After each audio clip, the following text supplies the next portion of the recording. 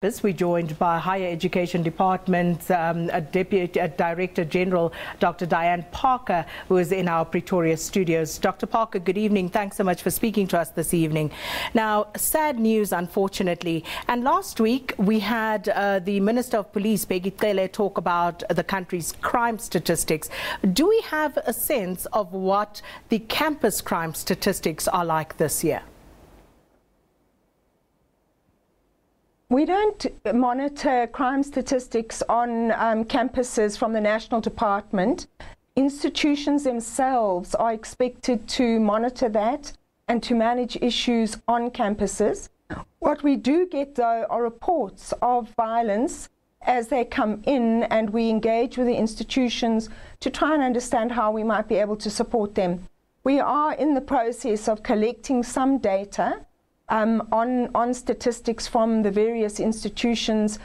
Parliament has requested that we do so, and we are in the process of collecting that data. Dr. Parker, you know, we're asking this evening a question to our viewers about whether students feel safe on campus. But what exactly is the policy regarding that? Because through one of our voice notes, we heard a student saying they don't understand why police need to step in. What is the role of campus security then in terms of keeping them safe? So what does the policy say? Is there a policy in place? I think the issue of campus security is a really important one, and all of our institutions do have policies in place regarding campus security. They also do spend an inordinate amount of money on campus security. But basically, when things get out of hand and it turns into a public policing matter, they will ask the South African Police Services to assist, because campus security is really not equipped to deal with violence on campuses which might erupt at a very high level. So the general campus security is covered by the university's policies and by the campus security that the university employs on the campus grounds. I mean, if I take an example of what happened at TUT the other day, when there was that terrible shooting of a student, that happened after an incident of an SRC election that went haywire.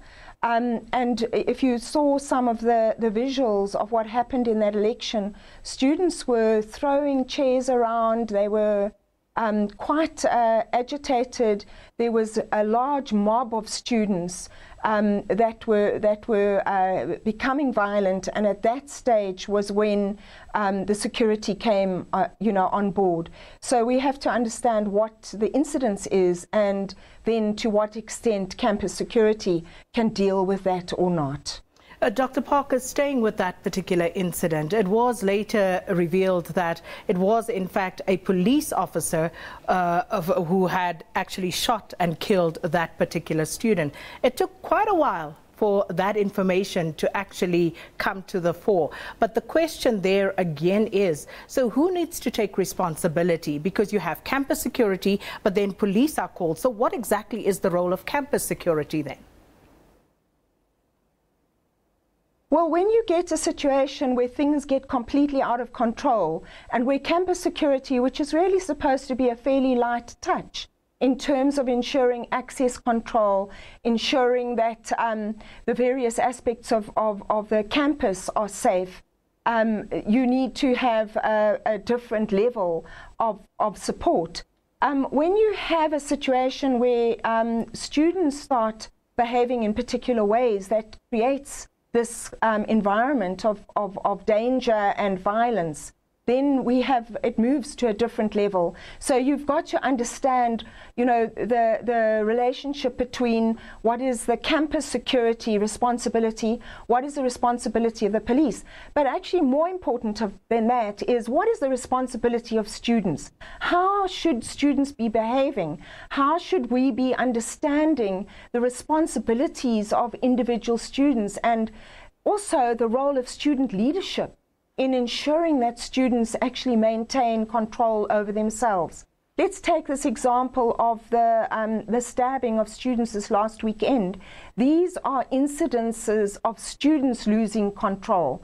They're not necessarily easy incidences for campus security to have managed to keep under control. So we have a whole variety of actors and players involved in this issue, and everybody has a role to play in terms of ensuring that our campuses are safe. But I also think it's very important to put this in the context of the wider societal problems that we have, because a lot of these issues of the behaviors that lead to the violence are linked to much wider societal problems. And we take the issue of gender-based violence and the rapes that we've been experiencing on some of our institutions. You know, there's an accusation that campus security isn't able to effectively support students and to ensure that we stop this scourge. But many of the cases that have been brought to bear have been cases actually more linked to domestic violence, where the perpetrator is the partner of the person.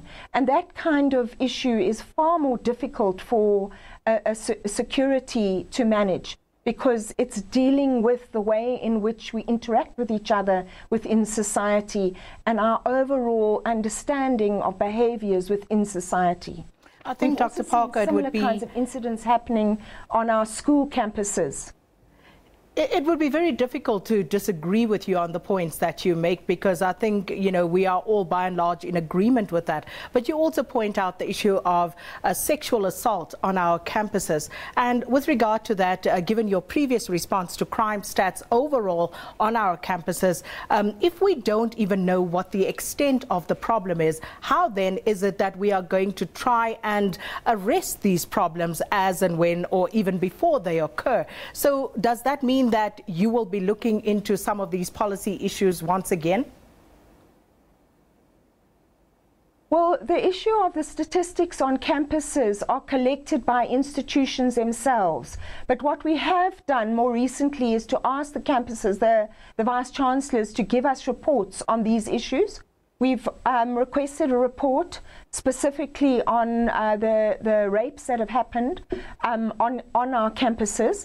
And those reports are showing that many of the reported incidences are not actually happening on our campuses. They're happening off of our campuses, but are involving our students. And what we're wanting our universities to do is to collect statistics on all their students in terms of these kinds of incidences, where they happen, and what are the issues around student safety that are linked to these incidences. More recently, we are writing to all the, in fact, right now, we've written to all the vice-chancellors of universities and principals of TVET colleges requesting information on all types of violence that might occur involving students. And particularly to try and get an understanding of what are the levels of these kinds of incidences on our campuses. Dr. Parker, thank you so much for your time this evening and for speaking to us here on The Full View. And that, of course, also relates to our question of the day. And we're asking you, if you're a student at a tertiary institution, at an institution of higher education, do you actually feel safe on your campus? And hashtag Full View, do let us know what your views are.